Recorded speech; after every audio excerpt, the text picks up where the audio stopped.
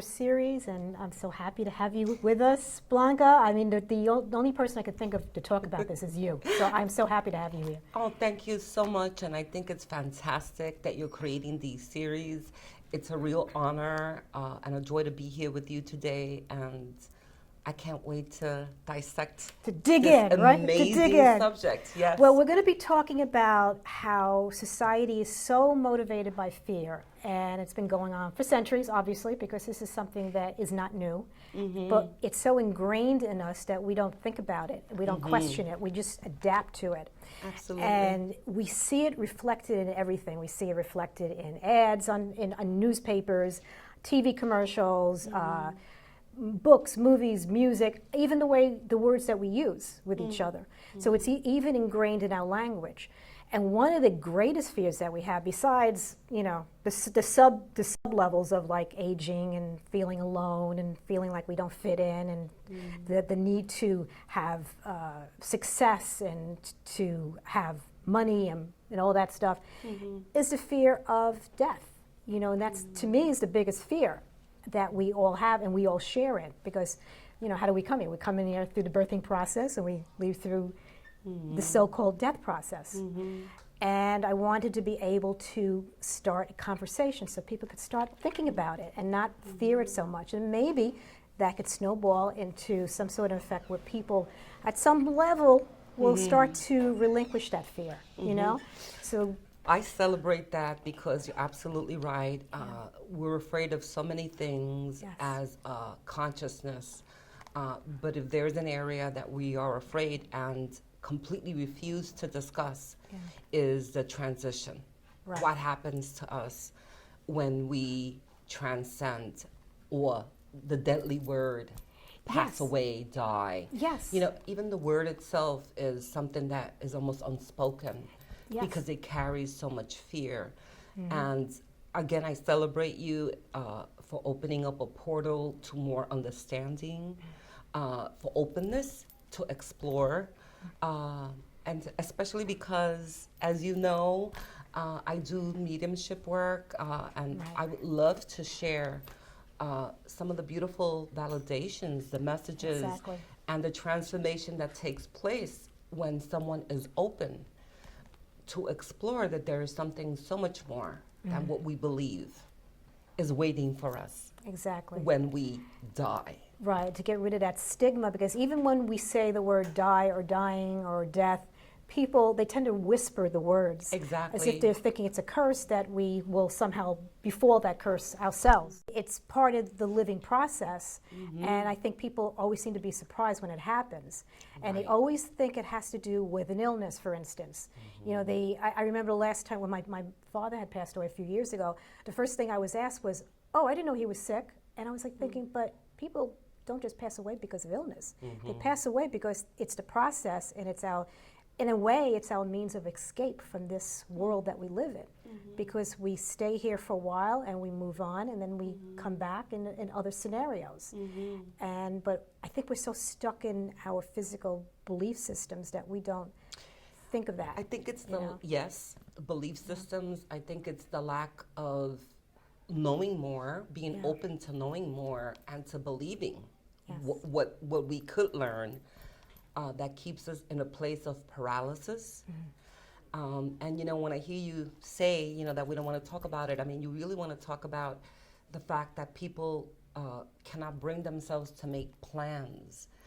Talk about simple things like insurance, wills. Yes. I mean, we're talking about things that we should, implement just because it is so necessary, and we know it's going to be something that's going to affect our families and our children, etc. But some people, most people, cannot even get themselves to speak about these things, to address these things, and it is all tied into the fact that there is such a fear because what is waiting for us, and not only for the person who's transcending, but for the people who remain.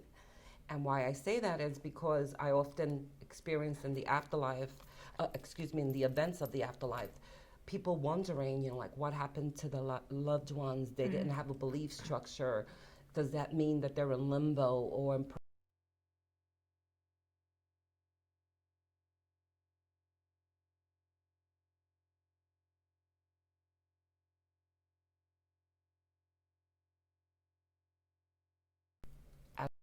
because they're left with this incredible, mysterious, scary question of what happens now.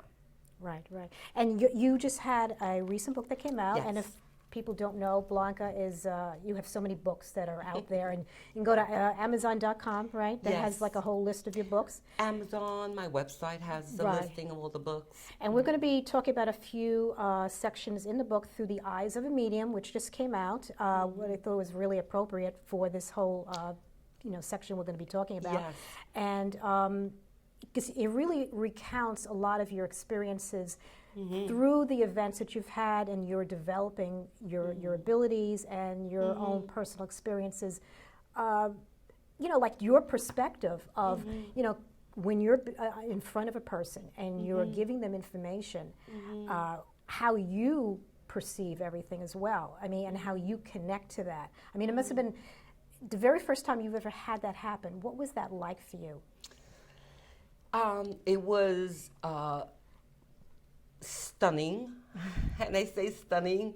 It was surreal, but it was exhilarating as well. There was an excitement, so I was stunned, and I really didn't realize exactly what was happening, even though I did. And I know that doesn't make sense, but I had to assimilate after I conveyed the message that, oh my God, this was the afterlife I was in touch with, you see? And so it took a few it took a few days for me to assimilate it. And my very first experience wasn't very pleasant, in that I had a very distraught mother who had lost someone in 9/11, who had desperately come to me in hopes of making a connection so that she could receive some healing light. And during the process of the healing, a being showed up. And I assumed it was her son. Anyway, as this was happening, as I said, I was stunned. And I was trying with all my might to capture as many details as I could. What does he look like? What is he saying? What is he wearing? And as soon as the healing was done and the message that I was, envisioning in my inner eye, I wrote as much as I remembered on a pad. Anyway, I gently, brought her back from the healing, and, I questioned myself. What do I do with this information? What was this? And I knew that I had to share it with her, so I did. And as I began to share with her, somebody came through during the healing. I could see her excitement, I could see her, oh my God, like what? And that reaction immediately turned into something that I swore that I would never convey another message, because as I started to describe to her how this individual looked, it didn't look like her son. And so I almost felt as if she may have thought that I was trying to deceive her. Right. And she openly looked upset. It was like her expectations of it. Her expectations combined with, like, are you playing a joke on me, or are you, are you trying to pull one on me because I said her son, and yet the description didn't fit, Right. Anyway, it was very unpleasant. I was very upset, and so was she. And I couldn't decipher what had happened, but I swore that I would never, ever again acknowledge a message. But of course, the God Force had other plans. And myself picking up a cup of coffee at a coffee shop, which I never did. That was in my MO to stop somewhere, but something told me to stop. And while I was waiting for my cup of coffee, there was a newspaper on the counter. And I just happened to take a glimpse at it, and there was a picture. Actually, there was a parents holding a picture of their son. And the story was about parents who were desperate because they were waiting to hear from, the 9/11 events to see if they had found any remains of their loved one. And they were announcing that they were going to stop. And they had not received anything, so they didn't have any closure. You following? Right. Yeah. And I remember just my eyes, I started to read the story, but I couldn't help it. I was being gravitated to the picture that they were holding. And to make a very long story short, but again, very profound, I said, I know that face. And when I continued to read the story, Yes. it was the same name Right. of the person who came through. So what wound up really happening was that this woman's son who came to see me, this woman's son, and this being were best friends. Oh, okay. And Michael used her as a catalyst, as a vessel to come through for his parents. You following that? Right, yes. And that changed my life. Everything was validated once we recognized what was really going on, who the message was really for. We're going to go through our question, a list of questions. Let's see, yes. One of the things that I always come away with when it comes to death, that people have like these ideas of these really dark images of death. Because they're always thinking in terms of skeletons and confinement, and as if there's like a disconnection from humanity, as if like once you pass away, it's like you're roaming this earth, by yourself, and nobody's there to help you. And this is the view that people have. I mean, it's great, if it's Halloween, but it's not so entertaining during the rest of the year. But why do you believe that has become a way for us to view it that way and ultimately fear? And how can we ultimately release it, this fear, That's a great question. And of course, we unavoidably have to turn to religion, and God bless anyone who knows me, knows that I embrace all belief structures. And yet we need to look at that aspect. And I would have to say that many of those fears stem from religious beliefs, from the fact that there's a punishment for not being worthy, for not, behave for our behavior, for not living to the standards that are divine. And so if we don't meet those protocols, then something dark is going to be waiting for us. Right, and the fact is, I think, something that I was reading recently and it really popped into my mind was the fact that man used to be so much more intuitive. Whereas, I guess maybe somewhere after the Industrial Revolution, we started to rely more on maybe scientific validations, perhaps, or it was almost like we had we created a descended. Yeah, we created like this disconnection. We disconnected, like that spiritual umbilical cord between us and our spiritual, where we come from, because we're all spirit in a physical body. So ever since then, that separation was created, that we felt very vulnerable. And I was feeling that this was probably the reason why we feel so powerless, and we feel that things are going to happen to us. Something bad is always going to happen to us, like the devil's on our tail constantly. That because of that separation, we don't have this being, this powerful being watching over us.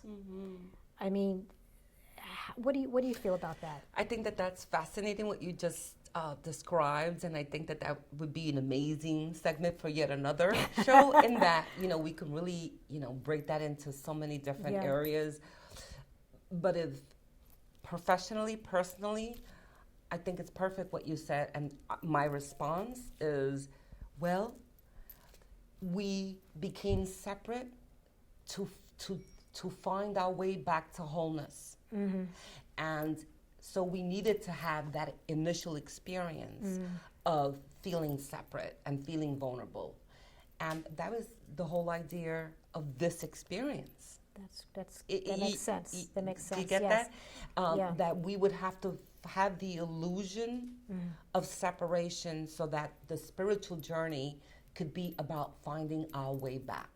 So that we could find ourselves back to that place again. Yes. Like they say, to come back home. Yes. You know. And we may ask ourselves, and I'm sure many people do, like, why would we do that? Yeah. Right? Why keep coming back why and would doing we this? agree to that? Yeah. And we also hear that when we talk about reincarnation for those that advocate and are open to reincarnation. Of course, we are. Right. And say, like, why would I sign up? Like, I would not do that again. But there is a reason why we do. And the reason is because we know that we can. In other words, that we're going to find ourselves eventually, whether it's one lifetime or 100 lifetimes. And that in itself is an experience. Right. And two, we also know that as we're on that journey, we're also going to inspire, through the many interactions that we have, others. And so in a roundabout way, we kickstart many others on the same journey. Do you get that? And so that's one of the reasons why we do sign up, even though we say, I would never do that. If I crossed over, in the absolute, like, why would I come back? Or why would I, that's ridiculous. Like, why would we have the illusion that we're separate so that we can find our way back? Because there's a sense of fulfillment. That's why many of the galaxies and the other light beings in the cosmos are looking at us with such interest, because we are the only civilization or creation that have actually undergone this amnesia of not knowing so that we could know, Right. And also this is the only place that has cause and effect as well. It really is an enormous task that we've undertaken. But we undertook it because we knew that we could. If that makes sense. Well, we've certainly put a lot of hard work. Absolutely. And it's through the evolution of many souls. Perhaps some of the people who are viewing or listening, may not feel that they're at that place yet, where I'm not getting it, or I don't know if I am going to get it. This doesn't make sense to me. Well, they also don't realize that they've had so many other lifetimes, and maybe they're having a lifetime where they're sort of slacking off a little. Maybe they're just resting. Yes, absolutely. Or, what I want to say is that if they're viewing, then this may be the invitation right now to take it to that next level, to explore, to be open to contemplate, to educate them, to be open without any obligation to the many beautiful writers, authors that speak about these subjects in a different light, in a positive light, in an encouraging light. So based on your experiences speaking with those who have passed on, you've had a lot of afterlife events where you've seen a lot of validations, you've received a lot of information and confirmations from the other realm. It's just a veil, if you may. And really, it's just another frequency. Is the way I like to define it. And it's a different environment. I mean, here we're working in a much more denser physical type of environment with cause and effect and time and space. And in their environment, there's no time and space. Everything's just like a big now, and whatever they think is instantly there, or they go to it. So they don't need to. It's just like, this is our learning process. We need to see the cause and effect. That's the reason why we're here learning all this. So they're sort of getting off a little, getting a little reprieve. Well, they worked hard, so they have reprieve. They deserve the fact that they, can instantly create. Yeah. Right? So through your experiences, what is the transition process for the deceased, and what can we expect once we transition over there? That's a great question as well. All your questions are wonderful, and I would love to put, as many people as I could at ease to say that it doesn't really matter what is going on here. And by that I mean, and I know that it's a tough, delicate area to discuss, but whether there's illness, acute illness, if there's some kind of traumatic accident, that is traumatic here, that to rest assured that once that soul is transcending, in other words, going through that, and the familiar word is the tunnel, you know, that as they're transcending, that all of that is released, you know, that all drops away. And so as that soul is transcending, it's not in physical pain or trauma, no matter what has happened here. I know that many mediums do discuss that depending on the trauma of a transition, that some souls may pause. I'm using that word, by the way. Some mediums use other words that I choose not to use. And what I would say to that is just that, it's a pause. And that pause is very momentary. And I want to highlight that because I've had many people come to see me who have seen other mediums and say, oh my God, they told me that they're in limbo somewhere, that they're stuck, that they're sitting in the location where an accident took place. And what I want to say is, it's very possible that that medium might have just taken a snapshot of that pause moment that I am referring to. Do you follow? And perhaps they tapped into it, but that doesn't mean that it's a prolonged process. First of all, there is no time and space there, right? But it's not, if we were to put it in time and space, well, the people here on this side may feel that they're there forever. Do you follow what I'm saying? And what I am saying is that's a momentary moment that perhaps a medium may have tapped into. It surely does not mean that that's where they remain. And I could attest to that because I have been doing afterlife events and I have never, ever, ever experienced a soul that has been lost. Never. Even during like a traumatized situation, I have like had somebody like shot somebody, for instance, you know. I have had beings that have been killed, that have died of severe illness. You know, the whole gamut. I have had children come through. So I've had just about every experience of transition, and not once have I ever experienced that soul in any other form than in peace and bliss, full of love, and offering that comfort and love to their loved ones, you know? And as far as like the review, you know, people always like are saying that the review is a judgment of sorts. In some religions, they may consider it a means of looking to see what you did wrong, you know? I've often felt that it had to do with a detachment from this life. It's like the more we detach from our life and our recent life, and we let go of all the emotional barriers and things that we've had burdening us, we start to elevate ourselves vibrationally. So I felt that the review was basically that process, just letting go of those emotional attachments that we had. What do you feel is the review about? Well, I never thought of it that way, of, you know, of going through an emotional review of letting go of certain things. So I always say there's never a right or wrong, you know, and there's many interpretations. I think the review process is just that. You know, think of when we go to school, you know, whether we're in grade school, high school, or college, we take a course and we're going to be graded based on our performance, right? If you study and you do well, you know, and you do your homework, then you're going to receive a grade. Devote yourself to learning the course, then you're going to get left back and you're going to have to repeat it, right? And I think that I feel that the evolution of a soul and the review process are similar to that.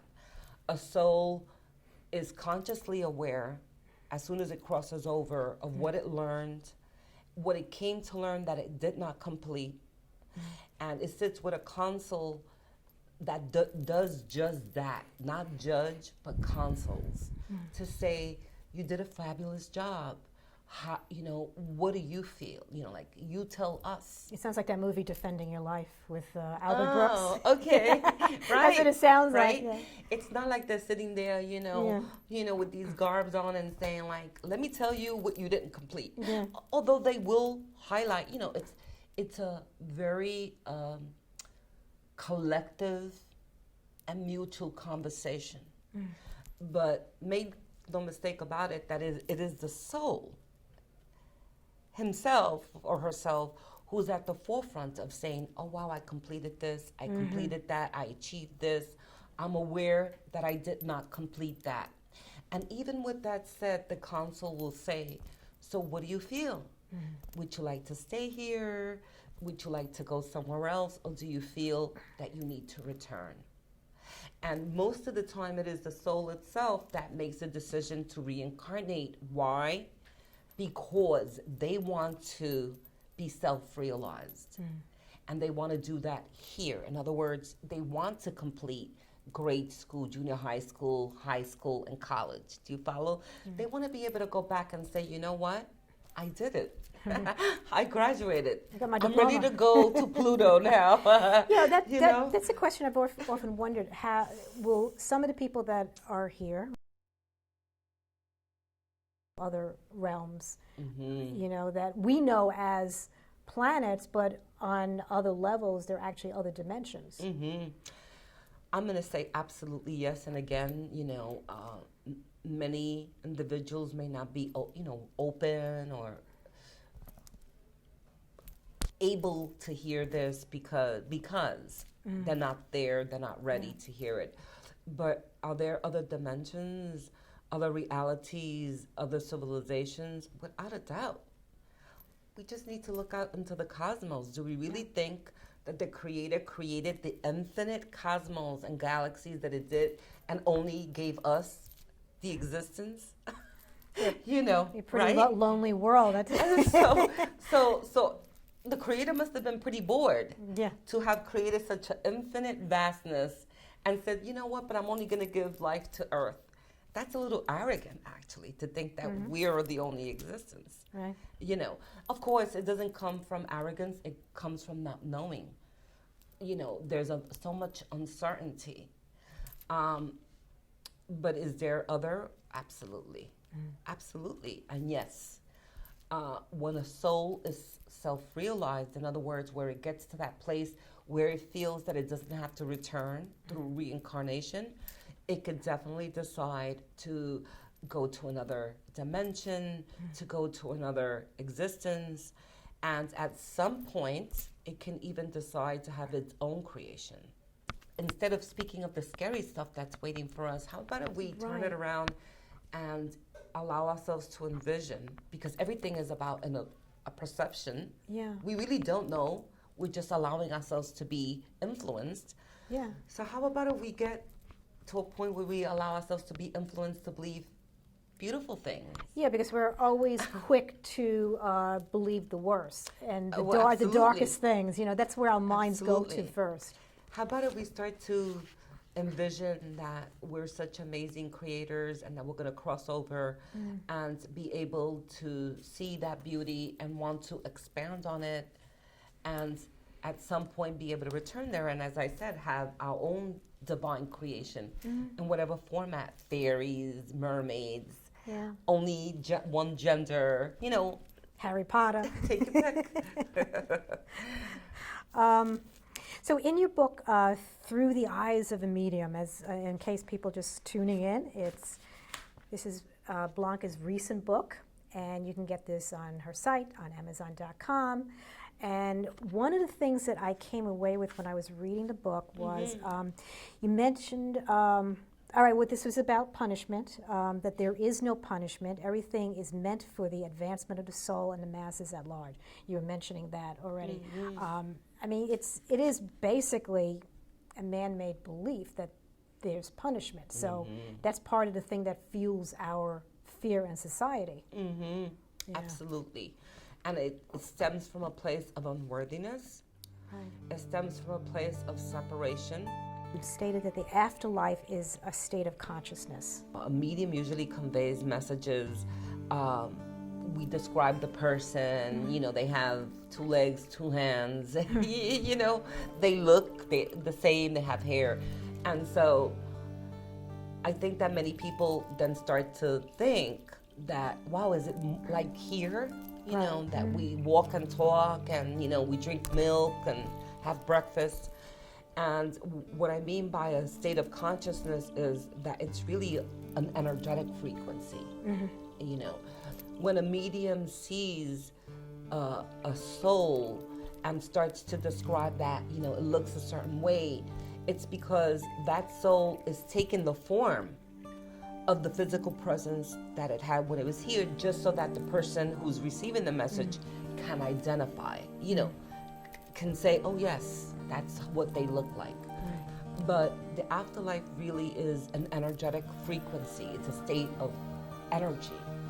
And so there is no body, like physical body, there is no illness. There are many of the things that we experience and that we, resonate here as a physical being are dropped. And it's more about the consciousness. It's about a state of awareness, of being awakened.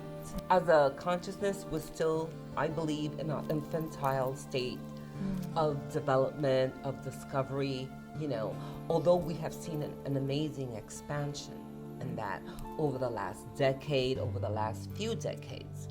And yet, as a collective consciousness, we're still in an infantile state of, consciousness.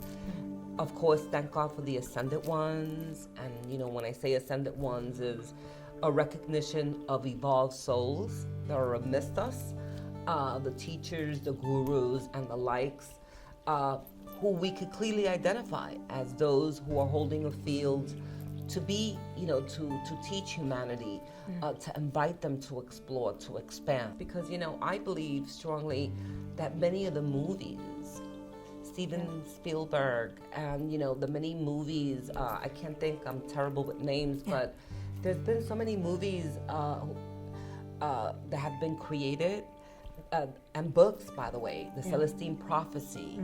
We can say, oh, it's fantasy.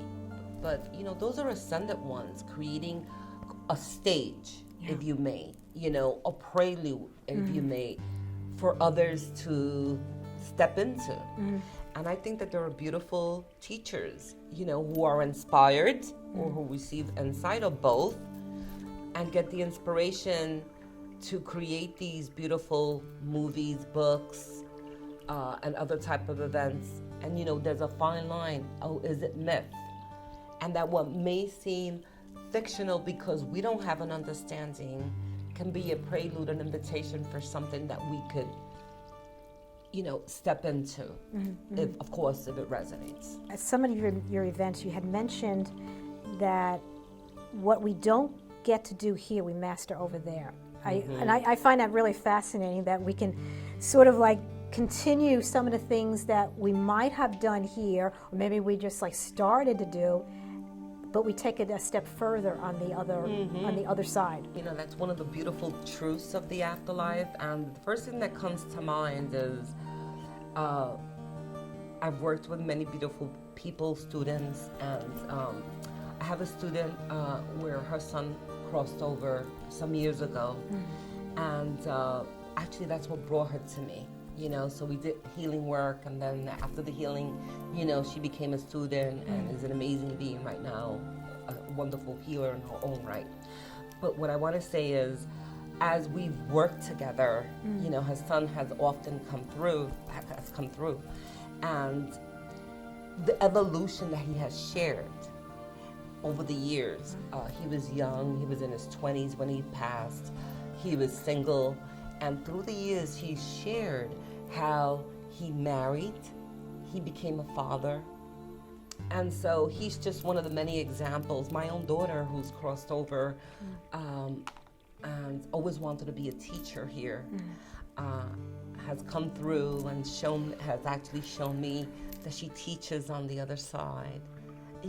So that's what I mean by that. We should never, my hope is that we don't feel broken and in despair and feeling that our loved ones didn't have a chance to complete something, because that is absolutely not true. They may have not completed it here, but they have two choices. They can complete it there, and or they can return back. And so you see, and in the continuity then of the soul evolution, then it's going to complete it. And of course, that doesn't give us comfort, because we want them to complete it in our time. It's almost like they're doing summer school. Right. You But know, and that's- I get, of course, Yeah. we can get that, because Yeah. this is not in any way saying that we don't experience a real loss, you know, and a real pain. Absolutely. Yeah. But if we would just allow ourselves to just expand, to recognize that there's so much more than what we know, I can promise that it can deliver a comfort. Well, let me ask you. You said that he got married. Now, Yes. how do they experience that on a spiritual level? Because usually marriage is something that is like a process that we do here. What significance would it be? And again, right, that's a great question. Like, why would they want to experience it, if they can't experience it the same way? Remember, as creators on the other side, we can create whatever scenarios of love, of union, of the many things that we experience here, with the exception of not having the physical body. And somebody may ask, well, wait a minute. But no, you know what? It's not the physical body, even here, that's experiencing the nirvana that you're experiencing when you love someone or when you're having sacred union. It's the emotions, right? That's true. And so that is still there and very potently there when we're in the afterlife. Do you get that? Yeah, yeah. And so, so we can have any experience very heightened, actually, because we're still in possession of our emotions, just that they're not distorted, with the fears that we have here, with the insecurities and the uncertainty. Yes. And so everything that is experienced there is heightened into an amazing place of fulfillment. So again, that's why I want to share that, is because where we may be thinking, oh my God, they never completed this, they never did, all these beautiful things. Well, no, they have not only the opportunity, but they have the opportunity at a much higher state of experience. And I don't know about you, but it brings me great comfort in knowing that, my daughter couldn't complete certain things there, but that she's doing so at a much higher rate. It makes me very happy to know that my mother, who lived her life, in submission to, and in entrapment, is now free to recreate her experiences from a place of freedom. Right. If you can only take a little of what we've spoken about today, the fact that there is this amazing place that our loved ones continue to experience in wholeness, in love, and in happiness, then that can give us the opportunity to let go of that pain, to do what we came to do here, which is to live our lives. This is why this is worth exploring, because we could get on to the business of living our lives if we allow ourselves to heal from this anguishing place where so many millions of people get stuck in because they don't have the answers, because they don't know. So today maybe they will know, and today will be the first day where they begin to really get to the business of living their lives, because they really don't have to worry about the afterlife.